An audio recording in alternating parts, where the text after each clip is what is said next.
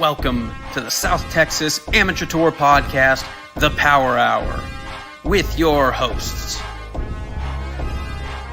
Travis Salkowski, Dustin Hassan,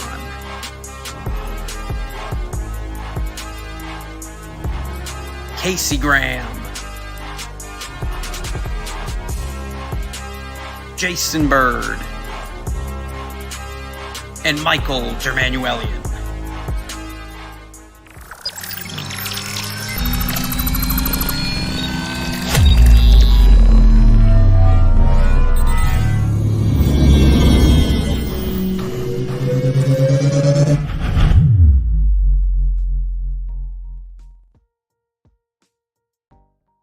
Good evening, South Texas Amateur Golf Tour. I do apologize.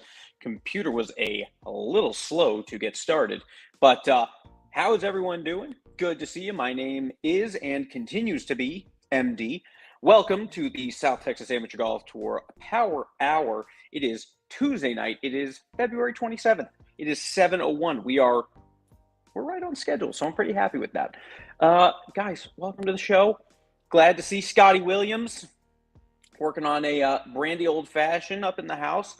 That is the drink of choice for that man, and that man knows how to party.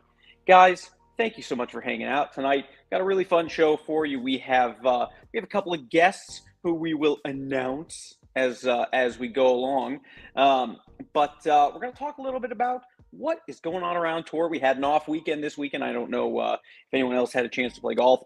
I certainly did not, because if you take a look at the schedule, we're playing golf every weekend of March, and I have to pretend like I want to be home with the family. So I decided not to play golf this weekend. I decided to play with family, hang out, relax.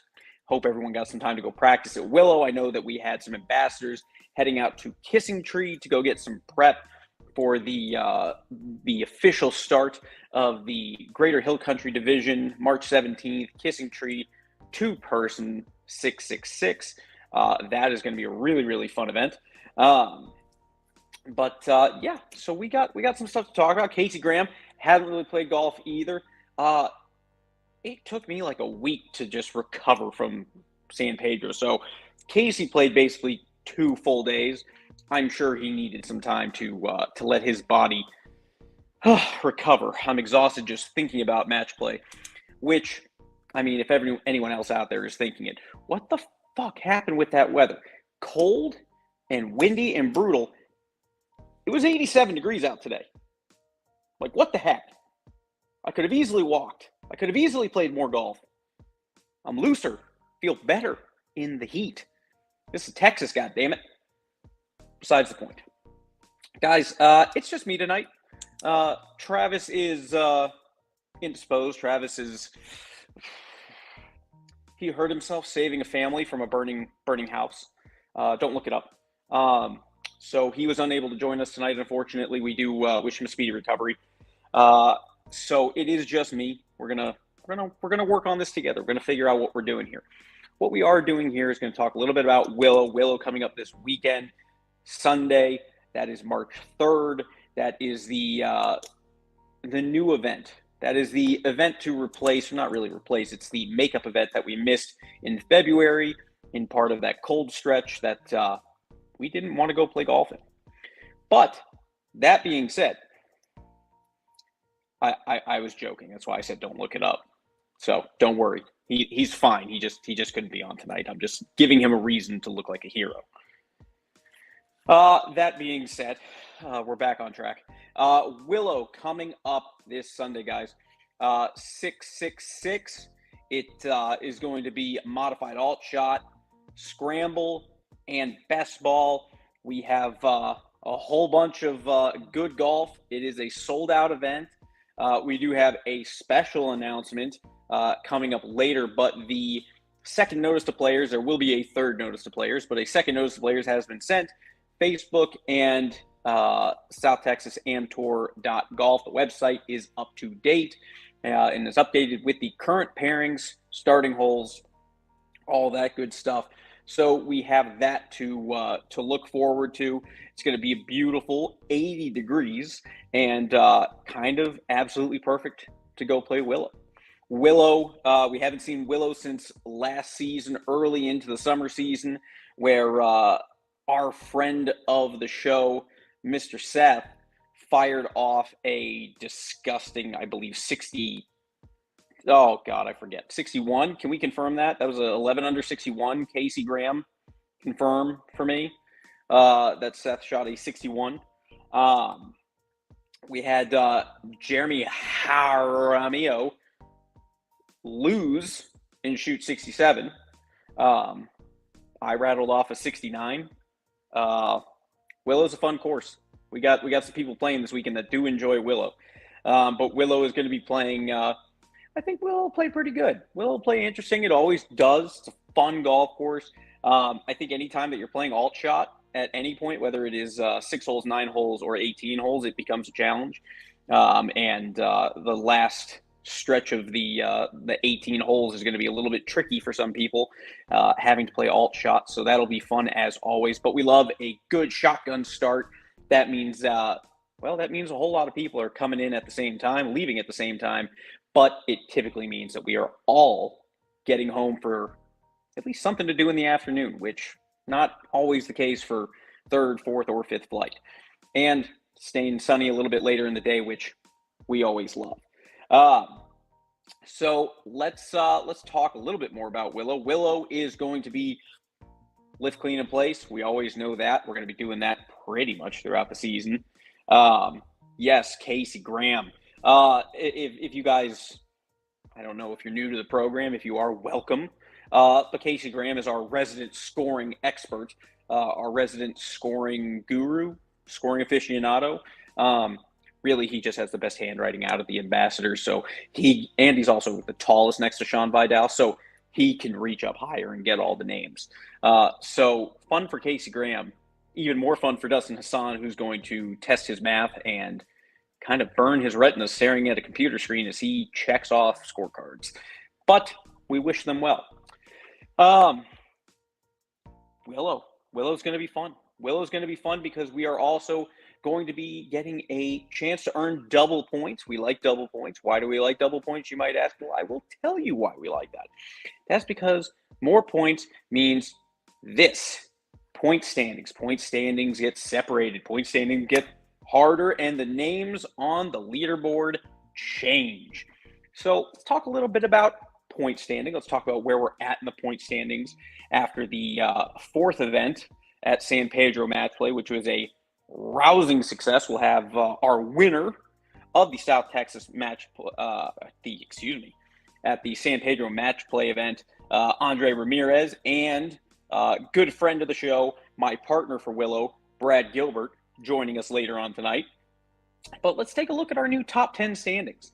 Austin Perriman jumping up 75 spots. That is the biggest jump on the board right now. Jumping up to the 10th position, played absolutely fantastic. 5th place finish at San Pedro during the match play. Willie Nichols, a familiar name on the board as always, in 9th place. He dropped a couple of spots, but is hanging in there in the top 10. David Thomas, another familiar name, up 6 spots. So good for him. Had a good showing at San Pedro. Moves into the 8th position. Bradley Gilbert, my good buddy and partner. He wanted me to let everyone know that you guys are actually just playing for second place this weekend if you're in our flight. But Brad Gilbert, up 36 spots. What a beast. And that puts him in 7th. And then we've got a nice little three-way tie for 4th place across the board. That is Dustin Hassan, Greg Graff, and Rudy Fuentes. All had good showings at San Pedro. Rudy went home a little bit earlier than he wanted to. Dropped down 3 spots outside of the top 3. But hanging around in there, he's only 5 points off the top 3 standings. So he's right in there still. Rounding out our top 3, Tim White up 17 spots in 3rd place. Andre Ramirez, after winning the San Pedro match play, jumps up 66 spots to 2nd place. And of course, the ambassador that we all love. The ambassador who statistically the ratings on this show actually go up when he is there. Casey Graham. Congrats to Casey Graham. We like it when Casey Graham is at the top of the leaderboard. That means Casey is typically in a better mood, as well as it means that now every time he goes out and plays golf, he's going to be the most serious golfer on the golf course, and that is funny to watch. So that being said, congrats to our top 10. Congrats to our top 3 right now as we are making our way. Lots of points up. Still lots of points up for grabs. We still have lots of golf to play. And at this point, it is still. That being said, without question, we're going to have some good golf still left to be played. And we will have this updated this time next week after Willow. Guys, if you can't tell, I am currently stalling for time as I am running out of things to talk about as I wait for my guests to make their way onto the show. We've got about 5 minutes before they show up. I'd love to talk about some of the fun things going on around tour, but before I do that, and shame on me, I would like to do 2 things. First off, let's talk about what makes this tour great. I want to start off by talking about those partners. Give a huge shout out to our 2024 South Texas Sand Tour partners. That is the San Pedro Club Repair Studio. Love Alex Artucci. Love Ben Carricker to death. Those guys, go say hi to them. They will take care of all of your golf equipment needs. Those boys made sure that while we were at San Pedro on Saturday, we got taken care of and got everything we needed. Could not appreciate that more. Also, big shout out to Global Fairway Logistics and Danny Puckett for all of his support. He's working on a new intro video for us here on the Power Hour, as well as doing lots of videography for us around the tour this season. And of course, the South Texas Match Play Challenge Match Madness, which is live, or actually it's already been live, but it is available to view on the Facebook page as well as the YouTube page. Another shout out to Cairo Services. That is Cairo Services Group LLC, Land Improvement. That is Micah Carroll. Give him a call below for all your land improvement services and needs. He will get you taken care of. He is a man of the people. Of course, we want to thank the Cake Place and More. Shout out to Laura Lewis for the amazing cake pops that she made at San Pedro, and as always, the cookies that she makes for each event. Remember, win a tournament, become part of the Cookie Mafia. There's no better mafia to be a part of unless you're part of the real mafia. And in that case, I apologize if I've insulted you. Please do not hurt me. Finally, we want to give a huge shout out to our 2024 presenting sponsor, and that is Shelby AC and Refrigeration. That is David Falconier, okay? Or Falconer, whichever one you prefer. Don't be fooled by the area code. That will get you directly to David Falconer. That is the Rockport area code, but he does service and support all of our tour players in San Antonio. Shout out to Micah Carroll. As a matter of fact, Micah Carroll now is the first tour customer of David Falconer. And I know that he has a couple more coming down the road here as we go. But big shout out to Shelby AC and Refrigeration. Give them a call. Doing lots of stuff here for the tour players. Make sure to give David a call, and he and his team will get you guys taken care of. Big shout out to Shelby AC and Refrigeration. Thank you for supporting the tour this season. We love you, and of course, excited to be partnered with you. Let's go into the comments real quick. I do want to call out a couple of other things. Casey Graham, you're a comedian now. Well, I'm riffing. I'm trying to kill the quiet time. I know you get upset when I don't talk, ask questions, do that kind of thing. So that's where we're at. As far as Willow predictions for scores go, I mean, there's some bold claims already. Wern and Cross, 57 gross. I don't know which 9 they're talking about. Back 9 seems like that's maybe the tougher side, so that might be what they're talking about. But best of luck to Jeff Wern and to Jason Cross. Congrats on your 57. I look forward to seeing that number. I'll talk a little bit more to Bradley Gilbert as we go later on in the show, because I know Brad Gilbert and I are planning on shooting pretty low ourselves. But, that being said, he's going to have to carry me. That mustache, honestly, is going to be the motivator for me out of anything. Actually, I think it's back to a mustache. I swear I gave someone down the road at San Pedro like $10 and I thought it was Brad Gilbert. The beard, everything, he was looking a little out of it, but a little disheveled. Brad Gilbert in the comments saying 48. That is a bold claim. Not wrong though. I mean, I believe we can. Swing feels good. I don't know. It's nice weather. I'm feeling confident. Putter's feeling hot. I got a new pair of Jordans to rock. I got a new shirt to rock. I mean, we got some things going here. Travis Okowski in the comments. Travis at the recovering from saving that family from the burning fire. Again, speedy recovery to you, my friend. That's why he could not be here tonight. But again, please don't look this up in the news because it probably won't be there. But Travis, just as shocked as everyone to hear that 48 from Brad Gilbert and MD. So we'll see what happens. Scotty Williams thinks that we're using a magic eraser. Well, I'll have you know, sir, we use Golf Genius on this tour. So no magic eraser. There is a back button that does delete stuff, but people tend to keep track of that stuff, so we can't really do anything about it. But that being said, Scotty Williams, big shout out to my boy Scotty Williams, my partner for Kissing Tree, as a matter of fact. We will be at Kissing Tree March 17th, Greater Hill Country Division's official start. That is a 6-event season. That is another route to earn a spot on the South Texas Match Play Challenge team. Personally, I think it might be the easiest route to make the team. Maybe. We've got plenty of people signed up. It's going to be tough. It's going to be difficult. I love it and excited to see it. Casey Graham, though, looking at his historical data, is coming in with some information for us. Thinking 4 under, 2 under, 1 under gets it done. Champ flight, scramble, best ball, alt shot in that order. I mean, that seems very possible. But, again, people don't typically love the alt shot. I've said this before. Not only do I not really love partner events, but if I am going to play a partner event that I am going to have a lot of fun with, it's always alt shot. I always seem to have a good time in alt shot. Typically the one where I play a little bit better.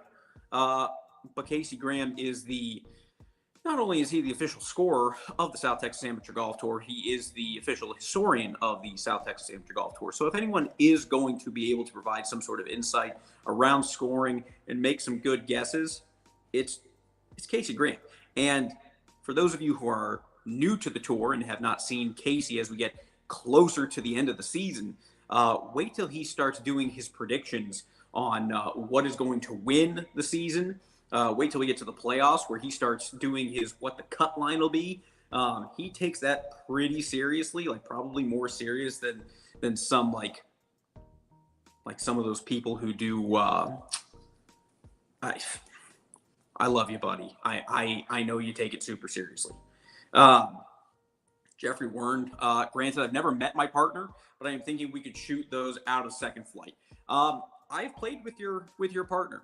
Jason Cross is not only a good partner to have, good guy to have in the golf cart with you. The man is consistent. There is absolutely zero denying that. The man is consistent. He can get off the tee. He's a putting wizard. And I mean, you're Jeff Wern. So, I mean, that combo is deadly. I mean, it's deadly for second flight, but it's deadly.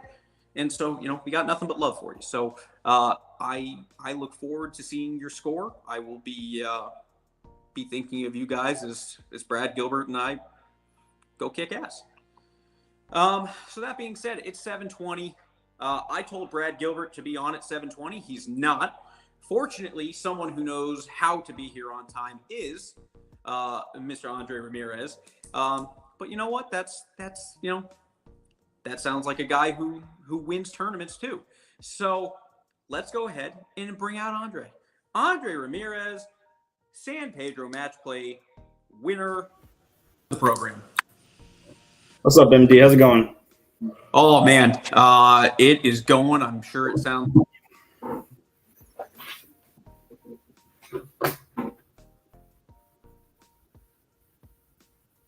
Were you muted? Can you hear me? Making sure that's right.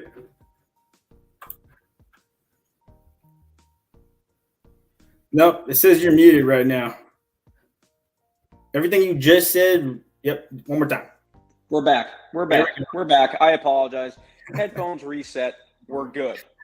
It's all good. How are you doing, sir? I'm doing good, man. It's been pretty busy with work and everything. Weather has been fantastic, but can't get outside like you mentioned earlier.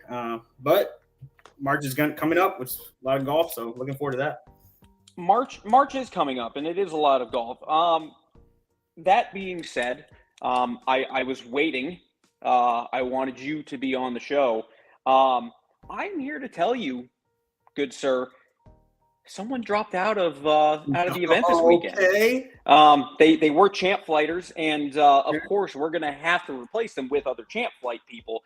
So I am excited to announce that you and your partner have officially been added to Willow event number 5. Okay, let's go. This weekend. Well, first off, I'd like to apologize to everybody. I know y'all were hoping to see me, March 10th, but it's going to be a fun weekend in Willow. Heck yeah, that's awesome. Great news, man. I appreciate it. It is great news. And, I mean, dude, you're sitting number 2 in the point standings. You got to play every event. Yep. I mean, at this point, you got to play them. So, absolutely. Able to get you in. We are very excited about that. So, welcome.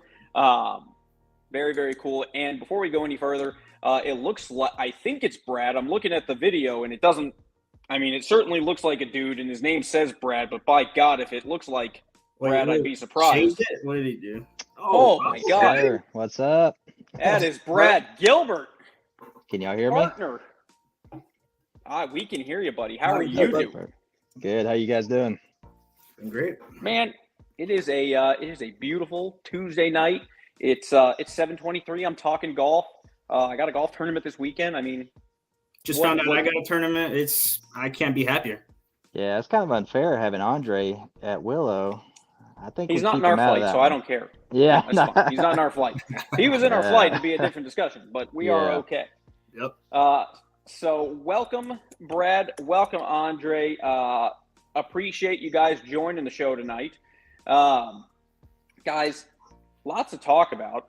I know last week we did a little bit of a roundup, talked a little bit about San Pedro, but obviously wanted to talk to you guys specifically because one, Andre, winning the event, that is a brutal march to victory in the cold weather, in the wind, and you got to go through some pretty damn tough competition.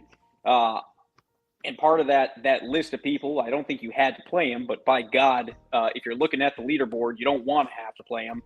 Brad Gilbert. So let's. I was ready. Yeah, that would have been special. That would have been something. Yeah, I was ready. I mean, we could have sold tickets to that fight. Absolutely. So I'd have watched the hell out of that. He would have beat me in 6 anyway. So. The man was on a mission. Yeah, he played good. There was no denying that. I mean, shit. Sunday morning, I saw him and he's warming up, and he says something to me, and I'm just like, bro, it's too early and too cold to talk. It was actually that Sunday morning. It was the playlist that was going on at San Pedro. Whoever pushed that playlist on, that is Travis. He's trapped in 2007 still, and he goes pretty hard. So yeah, that playlist, it'll definitely get you going. And I mean, if you were wondering who was singing super loud as well, that was Travis. Also Travis. He does enjoy serenading the top 20. So it's just kind of his thing. So guys, let's talk a little bit about San Pedro. Let's talk a little bit about the weekend. Obviously you guys played a lot of golf. First of all, let's just talk about surviving the elements. How did you guys, I mean, obviously we kind of knew the weather was going to be a little chilly. We knew it was going to be a little bit windy. Any prep or anything are you guys used to playing in cold weather? You guys ever practice for cold weather? And then kind of getting ready to go into the weekend, are you like, hey, this is going to be good. I'm going to show up here. I'm going to be decked out in everything I need to stay warm and just kind of go? Or how are you prepping to survive the elements? Go ahead, Brad. Take this one.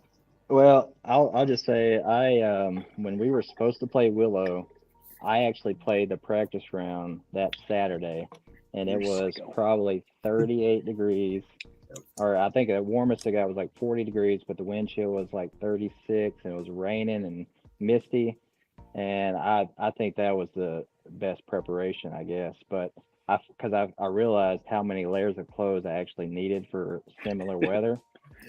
Because I always get that wrong. So I think that was the biggest help for me, just going through that practice round. Absolutely. Every time I play, I go ahead. Oh no, I was gonna say I've seen Brad play in the cold plenty of times. I know he can kind of knows his way around figuring out his swing in that kind of layer, even if he doesn't dress appropriately all the time. He lets the mustache keep him warm, lets the beard keep him warm. Exactly. But Andre, you get ready, man. What's one thing I always focus with cold is keeping my legs warm. I'll wear thermals, under the pants, make sure those are good. Other than that, depends on how I can swing, how much I want to wear. And one thing that for sure does help in the cold weather is a nice shot of Fireball before the round. My man, speaking the language. Can't say no to that.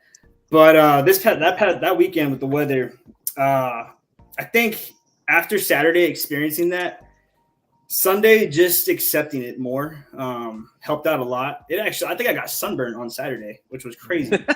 At like noon, 1 o'clock. Yeah, it was crazy. Windburn or sunburn? I think walking for sure helped keep me warm too. That's a big benefit right there. But other than that, I mean, everybody was. You can definitely tell everybody was trying to keep warm as much as they can. Even those hand warmers didn't help. How many days did it take for you to? I went home early on Sunday. I slept immediately for 5 hours. My wife actually came home to find my daughter playing in her room. I'm passed out on the couch. She's like, "What the hell's going on?" And I immediately went back to bed. I'm like, "Leave me alone. I'm just dead inside."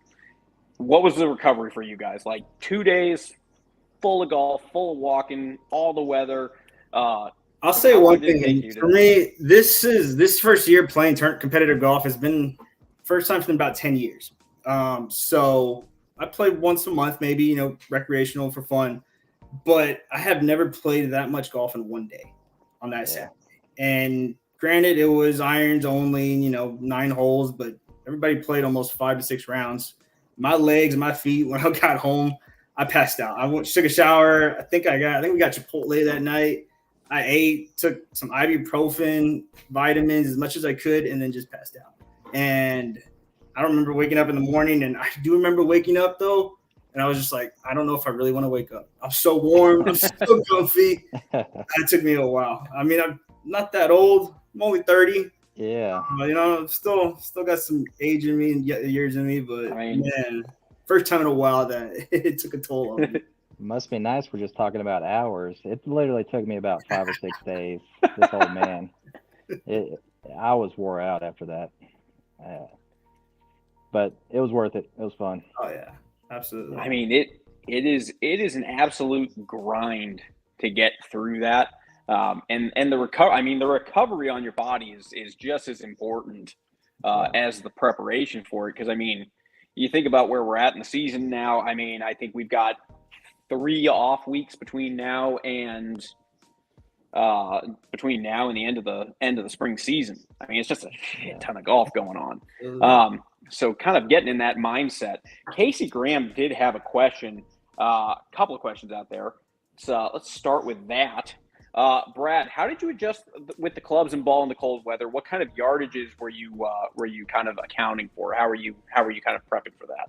Yeah, I was on most of the holes. I was probably in the morning, Saturday morning, I was about 2 club difference I was allowing for. On 9, I know I hit 5 iron a couple of times where I would have been hitting a 7 iron at the most. But Yeah, it was definitely two clubs at some point. But then it was crazy because at the end, Saturday evening, even into Saturday night when the wind died down, it was completely different. Like, It was a pretty night. Exactly. Yeah, it was pretty cool. It was pretty nice. But yeah, I would say for me it was about a two club difference that Saturday morning. Andre, how did you have to adjust your equipment in that? Did you pick any sort of, were you playing a different ball, like knowing that those greens aren't holding, I'm going to play something a little spinnier, or were you having to adjust the clubs and the yardages at all? I did play between two different balls, Strixon and Pro V1X. Really looking at the difference between them, I really would go Pro V1X more, but it was weird. I mean, we played the same holes, the same yardages on Saturday 5 times, and I would still shoot it every single time, knowing that I didn't believe myself. But I noticed, depending on the flag location, depending on the misses, everything was short. And it wasn't until Saturday everything was short, and I just stuck to it. I knew that I was committed 100% to the number and to the iron. If I would have one clubbed up and swing smoother, I might have just messed something up. So stuck to it, short. I was on hole 4.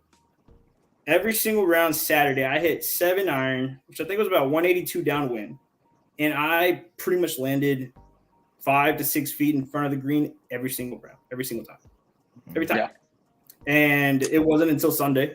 I think Sunday, maybe the second or third, I decided, okay, I need to kind of be a little more aggressive on Sunday. So then I did up it. But no, Saturday with the cold, that was just making sure that the hands actually, I didn't want to hurt my hands when I mishit it or something like that. Like that's painful. I ain't doing that. For sure. Well, and that, talking about hands. Go ahead, Andy. No, you go ahead, Brad. I was just gonna say, it seems like most of those greens, if you go long, then you're dead. Being short was the play for sure. Absolutely. Yeah, that's right. Talking about the weather, talking about in between rounds, and that's kind of the other brutal piece of it is, especially if you're in the winners bracket, you're sitting there winning, and you're also sitting there waiting. Mm-hmm. And you're in between those rounds. Casey Graham had a good question. That standby time, he saw you at the range a lot, and you're constantly hitting balls, constantly in that kind of warm-up session. Were you ever worried about kind of like overdoing it to the point where you're going to get too tired to kind of go out and play that match? Not necessarily not play the match, but not be able to keep up that energy to hit those same shots? Not as much. Especially Saturday was different, but on Sunday warming up, I stuck to a more routine through the range. I knew, I played Sunday, in the morning. I already played the holes. So I kind of had an idea of what I wanted to hit on each hole. So I kind of used that in my range sesh, and it would be 30 minutes at a time. It was a little difficult judging when the start time or the next tee time was going to be, like around noon. It was like about a 3-hour wait. I also just didn't want to get stiff. I was still sore from Saturday. I didn't want to just sit down and just let things luck. You just never know, right? So yeah, you're an old man at 30. Yeah. And then of course Sunday, San Pedro's range was extremely packed. I've never seen people come and pick every single spot on that range. That was crazy. That was one thing that was ridiculous. But I just used a more simple routine. That's what I stuck to. Every single range ball, I wanted to focus on each shot, thinking that, I'm hitting that on each hole. That's kind of the mindset that I had for Sunday.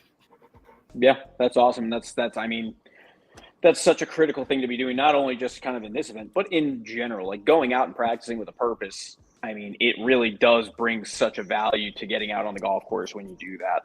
I like to say I used to go practice, and then you go play, and it's just a whole different round when you play. Yeah. And I used to think, man, why even practice then? There's no point. But I think focusing on a routine, like everyone out there is starting, if you want to do something, grab a small bucket. Just go hit a small bucket on the range, but space that small bucket out about an hour if you can. I think that benefits me. I think that benefited a lot for sure. Yeah, absolutely. Another comment by Casey Graham. If you guys couldn't tell, Casey Graham sitting at home alone, and he is coming up with questions. Probably has a lot more questions to ask, but we'll go to Brad. Andre usually caddies for you. You're caddying for him that weekend. Do you have a similar style of caddying? for him as he does for you? How does that work? No. So let me start from the beginning, because last year I had sent, I was interested in, the only goal last year was to make the South Texas Match Play team, right? And so I had sent a message on, San Antonio Golfers Facebook page. Anyone interested in caddying? I'm definitely interested in, getting a caddy. Andre went through we put him through a blood test, we put him through a credit score check. Everything. He came out on stress top. test him. Yeah, He got exactly. physical for the first time in like 10 years. Yeah, exactly. Here's a golf bag, run a mile. Yeah. So long story short, right? He committed to teaming up last year. Oh, you don't want to know, Greg. He made the team. It cost him something. It was worth it. Whatever it was worth it. But so long story short, Andre, he's the best freaking caddy you could ask for. He obviously, like I think you mentioned, he played competitive golf when he was younger. He knows the ins and outs. He knew what to say, when to say it. It was like, it was a professional job that he did on my bag, which is a lot more than I deserve, right? But so that was really cool. So I would never be able to meet the standard that he set last year as a caddy. But yeah, for sure, man. But it's crazy because last year before every tournament we'd play a practice round, right? And he'd go out there and whoop my butt every single time we're playing those practice rounds. So when he was like, I want to play this year, I was like, well, no shit, man, you should be playing. Just not in my flight. Exactly, yeah. But really glad to see you playing, Andre. The tour is better having you on the tour. And but yeah, to answer your question, no, I would never be able to caddy as well as Andre. I tried. Well, that was beautiful, Brad. Casey is still asking questions. Casey, just so you know, I did write down some questions. I did prep a little bit. I think he was really concerned I was going to sit here awkwardly and quietly until someone said something. I'm fine with it. I'm in sales. This is what I do, is sit there until it's awkward. So same question for both of you guys. Toughest round of golf that you played that weekend, but also separate two-parter here. Who was the toughest person you played against? I'll let you go, Andre. Toughest round, I'm just going to say, toughest round I believe was Tim White, or White was his last name. Tim White. I believe he had about 2 strokes on me, 2 or 3. That one took all the way to 10th hole. That one went all the way to 10. Really good playing all around. Another one would have been Ed Mitchell. He gave me a really good round. A lot of these golfers in the second flight, a lot of them were just consistent. And it's just straight balls. And I can't wait till I get to the white tees and get up there retirement like they are. I'm good now, but they have that advantage and they used it, and respect to them. Well, absolutely. And those dudes, and keep in mind, those dudes make their money on short game. Like that's how absolutely. They win. Like it's absolute bullshit. Sam Braswell pulled out shots out of his ass that no one else in the world would have hit except that dude, because those are shots he has to hit. Yeah. Like I've never seen someone putt from 75 yards out and be that consistent. It's stupid. Yeah. Funny you mentioned that though. The first round on Saturday, I chunked my first shot off the first tee. I was hella nervous, but I had about 30 yards of green, so took out a sand wedge and I'm going to chip it up there. Chunked the sand wedge. Next thing I know, I take a pitching wedge and I'm like, okay, just try to putt it on, with a pitching wedge. I kind of chunked that one. After the first hole on Saturday, I kid you not, I never took a chip. I never chipped. I putted everything. That was maybe the one key thing about the weekend, but I never chipped again. If I saw you do that, I probably would have said don't chip again. Yeah, it was scary. Yeah, his short game is solid. So it's just there's no grass in San Pedro. Exactly. For what it's worth, it's just trying to get it off clean. My mind and everything else says screw it. Just good luck, and I played the Wii so many times throughout the week, So it was all feel.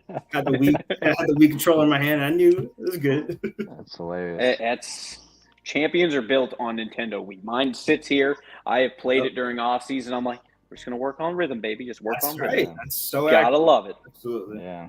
Brad, toughest round, toughest opponent of the weekend. Yeah, it's funny. I had to pull up the picture of the final bracket because they all just kind of freaking merged together, and I was like, I was trying to remember everything. But I mean, probably the toughest was, I mean, they were all tough to be honest with you. I was 3 down through 4 in my first match against Roy Medina, and then funky Roy Medina, and that dude was wearing friggin' shorts. Exactly. So that would have been just.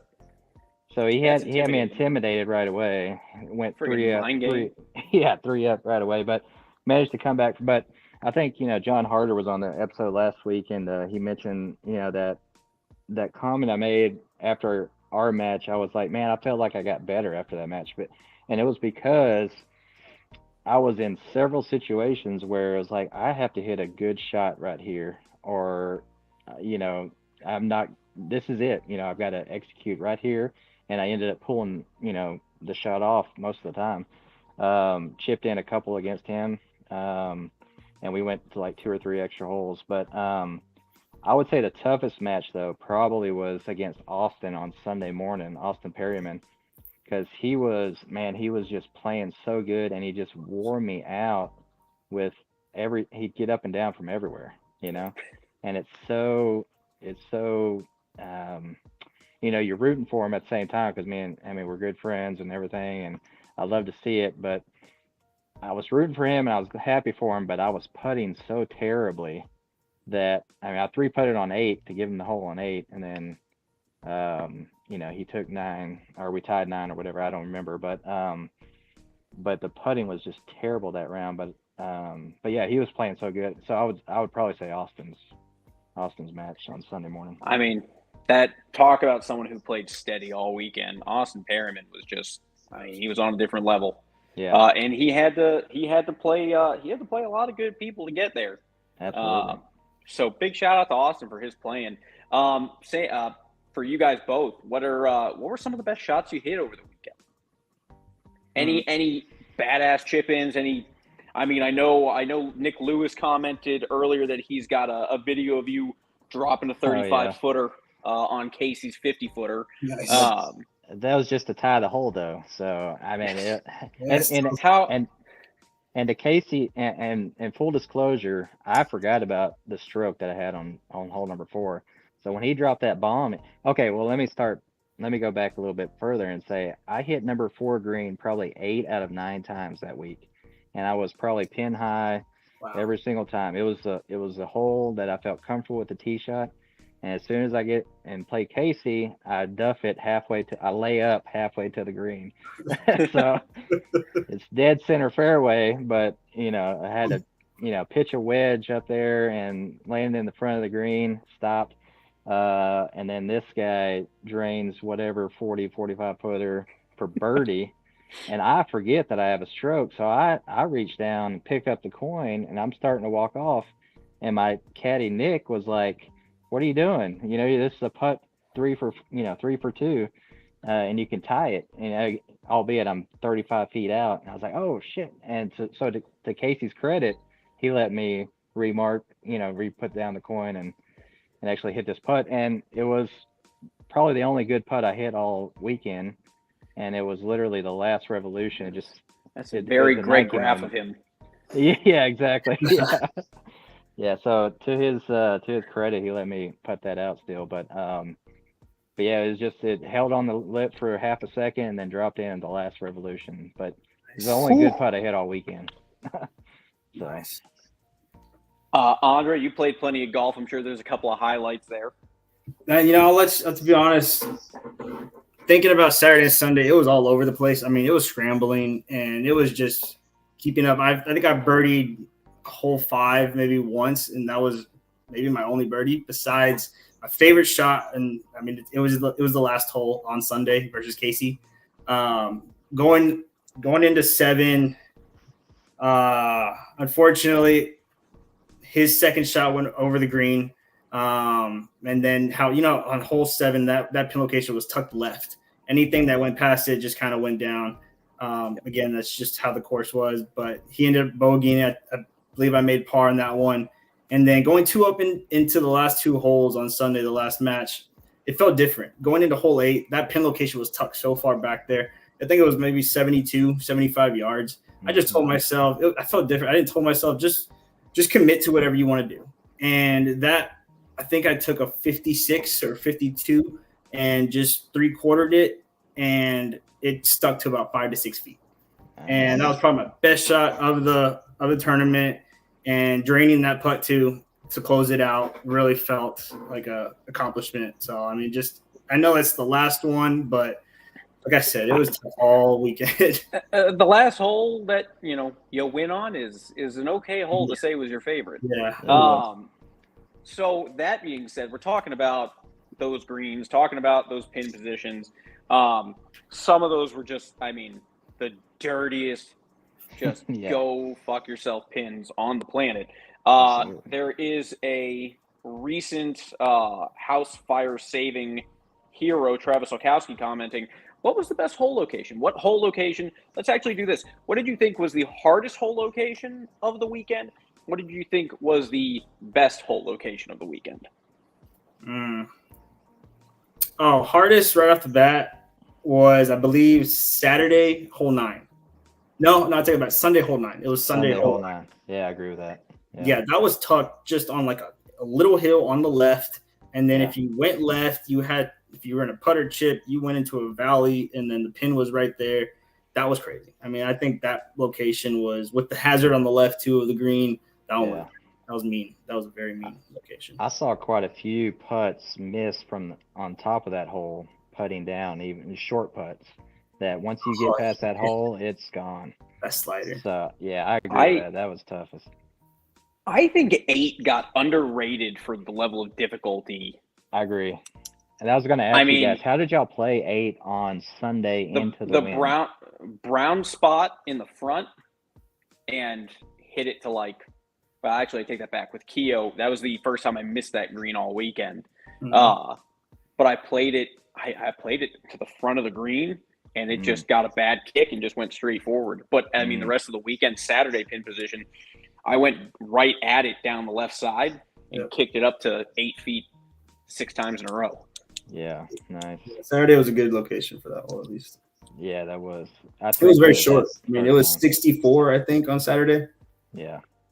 I played on Sunday. I played on Friday night with Tim Smith, and that pin, it wasn't too far off on Saturday from where it was on Friday, but the wind picked up on Friday night as we were making the final couple of holes, and we both were like, okay, just little wind at your back. It's like 68 yards. Just flip a wedge up to the front of the green and let it roll, or try and go at the pin and stop it, and nothing. And I knew, I got up to my first round of the day, and I'm like, just can't hit this. You have to miss the green. You have to be short. Exactly.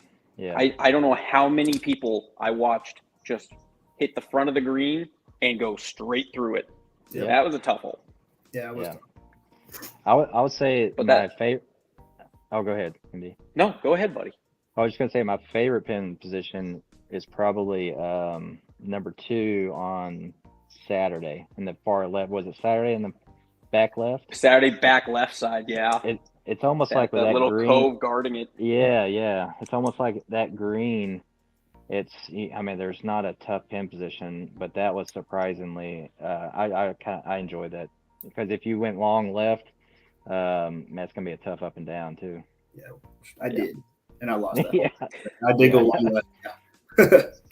I think 6 got everyone's lunch money too. 6 on Saturday in the back middle. Oh, where yeah. You went by it. That was a good one. No, golly, but you were off the green if you were past the hole. Yeah, I saw multiple go off the green. 6 on Sunday was tough too. That was pretty good, because I was trying to fire at the pin against Casey, and I missed it just left of that pin. And if you miss it just left, it's straight into that collection area. So that was that's a good pin position too. And that's kind of the cool thing about San Pedro. I mean, you can set that up where that course can be relatively easy, and you go throw it out in the middle of the green every time, and you can go out and shoot 27 and call it a day. Yeah. But amazing how much that course changes and how freaking nasty that course gets when you move it 5 feet in a different direction. Yeah. And sure. all of a sudden it's like, oh, this is hell on earth today. Yeah. And it held up well. I have to say, I think San Pedro held up really well, and I thought it was awesome. I mean, San Pedro, shout out to the guys at San Pedro, not only for obviously making sure everyone was fed, making sure that everyone had their drinks in hand, keeping us warm in the studio during the day, but keeping up the golf course. I mean, getting the pins changed out, making sure that the course was in good condition. San Pedro is San Pedro. We know that Exactly. place. That place just sees everybody who can play golf goes to San Pedro. Yeah. I mean, that place does as many rounds of golf as any of the actual Tour City courses. And it's insane. So, yeah, I mean, the course was in pretty decent shape and pretty good condition. They definitely made it so that we could have some really fun competition. I think what was really cool, what I liked, and I think the other cool thing, I liked what Travis did, which was just the two-person, just the twosomes, keeping it in the intervals, keeping pace was good. I think that made it really nice, too. It felt like, when Travis texted me, like, hey, I'm on my way home, I'm like, that is the fastest we've ever gotten through this event in all the years. I remember going into, I remember texts on Monday morning at, 2 a.m., we're finally done. Yeah. Yeah, I thought it was really cool. I thought it was really cool, in the years past, I've only done, this is my third match play. But in the years past, it seems like there hasn't been as many people, staying and caddying for other people. And I saw a lot more of that this year. I thought that was pretty cool. I think that's kind of, as the tour has – oh, we lost Andre. He'll be back. Yeah.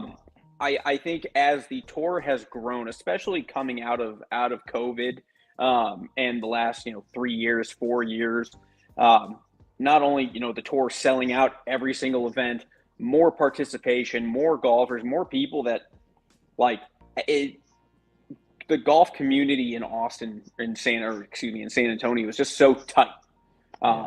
Everybody knows everybody. Everybody kind of knows their games, knows about each other. And the friendships that you build on tour, it used to be, you had the 20 guys that were all really tight out of the 70 that would go play. Now you've got 600 plus golfers playing on the tour, and you've got 150 that play consistently enough and that all hang out together on and off the course, that practice together, that are cheering each other on. And to your point, it's like you're playing against people that you're rooting for, they're your friends and you want to see them do well. And at the same time, it's like, motherfucker, I kind of don't want you to make that putt. I'd like to keep playing. Yeah, and then you got guys like Dale Beavers trying to caddy for Tim White while I play against him. I liked Dale Beavers before, but then he started teaming up with the enemy, and then it's like, come on, Dale. No, it's fine. But yeah, it was awesome. Yeah. Yeah, that's kind of the best. That's one of the best things. Here we go. We've got Andre back. Welcome back to the program. I appreciate it. Sorry for that. With some Wi-Fi issues over here out of Alamo Ranch area. No, all good, bud. We were just talking about the level of camaraderie on the tour now, through the roof. Really, we didn't even. We never had caddies. It would, maybe your girlfriend would come caddy for you, wife would come caddy for you. Brad Gilbert kind of set the stage with, I'm going out and hiring a caddy. Yeah, you two took it to a different level of professional, and you had to have Dakota and some of the other guys I got to step it up. I got to go get a caddy. We got to look the part now. We got to make this look good. We got to grow a mustache, right? We got to grow mustaches. Not the only one that recognized that? No, it's like you are the father of the tour stash. Yeah, right. No, but yeah, like I said, I haven't even tried to reach out. It's when I sent that message on Facebook about anyone interested in caddying, it's surprising there was a lot of people that showed interest in, wanting to I'm not sure what their level of expectation was or whatever, but I had like 12 or 13 people respond saying, I'm interested, when do we start? So there is some interest out there. And then, I mean, if nothing else, you just, you're introducing more people to the tour, and this is such a cool place to play. I mean, Well, and you've lost your caddy now to the tour itself as a player. Like, does that mean you're back on the market? Are we needing to get a new? I mean, it's gonna be hard. Like I said, it's gonna be hard to meet the standard that Andre set. So I might have to fire some people. Or I mean, Andre, I don't have you thought about starting a caddy academy? I might teach it. I could teach it. I mean, I always said I was a better caddy than I was a golfer, for sure. I mean, there you go, Brad. Just have Andre teach him. The high expectation. I mean, Brad is correct about the high expectation, and I just love it so much. Like, it really was a passion, because I used to caddy for my buddy back in high school and college. Man, it was just really fun to see, not have the pressure of being, the actual golfer, but kind of hitting the shots through the golfer's eyes. That's what I adapted to, and that's what made it so much fun. I knew Brad's yardages, I knew his shot shape, what he was going to do. When he had a 60 degree in his hand, pretty much 99.99% of the time, going to go in or not. I mean, he is deadly with a wedge. Yeah, that was really cool to see. Like, I remember the first tournament at Mission that I caddied for. We talked about it, and I didn't want to say too much in the beginning, but when I saw him do that, I was like, nope, I'm never going to talk to you about that. That's you. You got it. I mean, I said it. I said it a bunch of times where when I played with him for the first time at Willow last year. Obviously, I've known him for a bit, but I never got to play with him. And I'm just watching him just get up and down like it's absolutely nothing. Like, geez, Louise, I'm like, this dude ain't gonna miss one. Nope. Well, that was a lot thanks to Andre. So I mean, it was, it's just a cool place to play. Yeah, so we got a couple tournaments we're playing together this season. So it's not going to be, we're still friends and we're still going to push each other. And at the end of the year, the goal is to be on the team together. I mean, that would be a great time. I mean, that kind of segued into my last question, which is what are our 2024 goals? A certain amount of tournaments that we want to win. Obviously, we all want to make the South Texas Match Play Challenge team at the end of the season. But any goals in between that? Any big events that you want to win? Anything as far as like maybe winning the PC Masters, winning the PC Open, finishing top 10 in the tour itself in the season and after playoffs? Anything big standing out to you, or any big goals for 2024? We'll go with Andre first. Of course, it's always to make the team at the end of the year. I mean, I told myself that coming into it, but I guess after Monster Day, before that, I didn't have a lot of expectation, because after coming to the past 10 years, not playing competitive golf, I just wanted to see how it would be. And matter of fact, after Northern Hills, realizing that I could just getting through that first round at Northern was a very, very stressful and nerve-wracking round. First stroke, played back, everything. But I think now, thinking about it and looking at the tournaments, I think my best thing is I really want to shoot multiple 70 rounds. I want to give myself that opportunity to move up, get the handicap lower, be in contention, really. I mean, winning the match play and getting those points and seeing up at the top of the list just makes me want to keep it and, keep that steadiness and keep going, playing all the tournaments I can. So playing in Willow, that's awesome. That's going to be a great time too. So look forward to the season for sure. Awesome, man. Brad, what you got? Yeah, so I mean, obviously, after being on the match play team last year, it's not even a goal this year to make it. It's more than that. It's like I demand it's an expectation to make it. Exactly. I expect just to call make it what it is. Yeah. So because it's such a cool experience, but ultimately to get there, I definitely want to break 70 this year.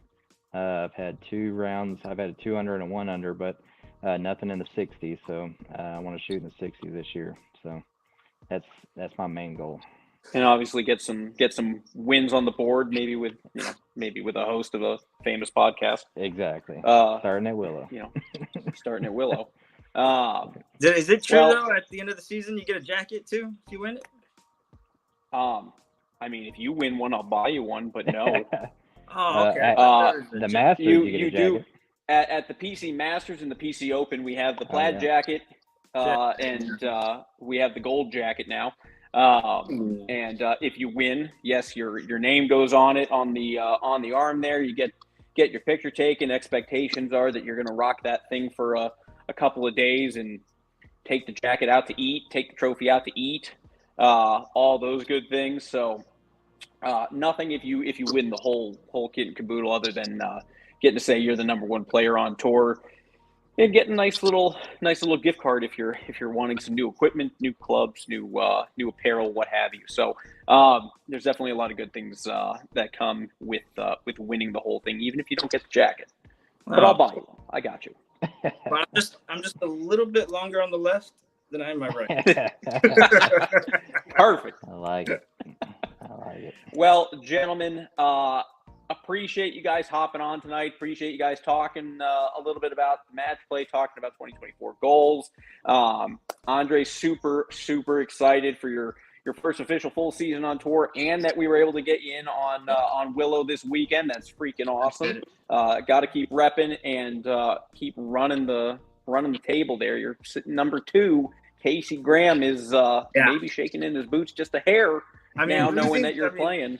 Beating them was great, and then realizing I'm still behind them in points, yeah, that one stung a little bit. Just a little bit. Just a little bit. It's good to see it. I love it. And my boy Brad, first time partnering up. Willow this weekend, we're going to kick some ass. I'm looking forward to that. We had a great time at Willow last time. I have nothing but good memories for Willow. So looking forward to that, guys. Appreciate you joining us, and you guys have a good rest of your night. All right, guys. Take it easy. Have a good one, MJ. Thank you, gents. Take care, boys. Andrew. All righty, team. That's all I got for you tonight. MD, on his own. Hopefully entertaining for you. But big shout out to Andre. Big shout out to Brad for joining us. Both played their asses off at San Pedro. Both sitting in the top 10 in the point standings. Both going to be at Willow this weekend. Looking to only see their names go up the board. And guys, nothing but appreciation for everybody out there. Thank you, everyone, for watching. Thank you for all the comments, questions, participation. Guys, we love you. We are excited to see everybody bright and early. Willow, 2-person, 666. Be there. It's going to be a hell of a time. Be on the lookout for the third notice to players coming out here in the next couple of days. Guys, I am MD signing off. Thank you. Have a good Tuesday night, and we will see you on Sunday morning, guys. Thank you, and have a good night.